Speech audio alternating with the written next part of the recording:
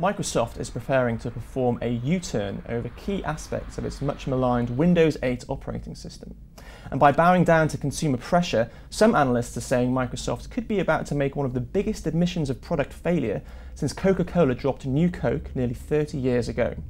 Well, joining me now to talk about it is our management editor, Andrew Hill. Andrew, comparisons have inevitably been drawn between the Coke situation back in the 1980s. How similar do you think that is to what we're seeing now with Microsoft? Well, I think they're similar in some respects because at the time Coca-Cola was fighting its arch-rival PepsiCo, which had made its beverage the drink of the new generation.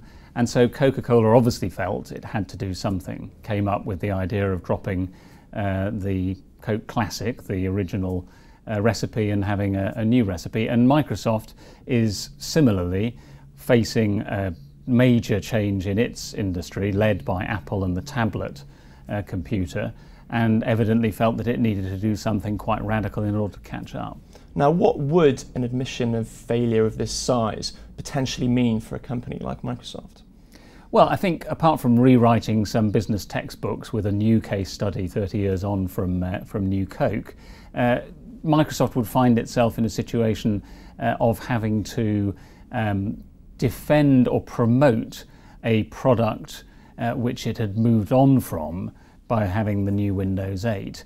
And that's always complicated. So I think the question in my mind is, to what extent will they dismantle a lot of the Windows 8 interface, or to what extent will they actually just adapt it, bring back some of the much-loved features of the previous operating systems? Now, what about Microsoft's chief executive, Steve Ballmer? Now, he's described, or previously described, I should say, the launch of Windows 8 as a bet the company moment.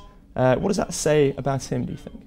Well, I think it says one positive thing, which is that this is somebody who is prepared to bet the company. I mean, Microsoft is still a vast company with a huge embedded system, if you like, in everybody's PCs, and it is a company, therefore, which could rest on its laurels. And I think credit to him that he actually took a decision to move ahead. He may have moved ahead too fast for his consumer, and that is always dangerous, obviously. So I think clearly it's going to raise in the minds of some, presumably including those who were originally critical of Steve Ballmer, some doubts about whether he's this strategic misstep is also something that ought to condemn him and possibly foreshorten his career at Microsoft. Okay, well, we've run out of time. Andrew, we'll have to leave it there. Thank you very much.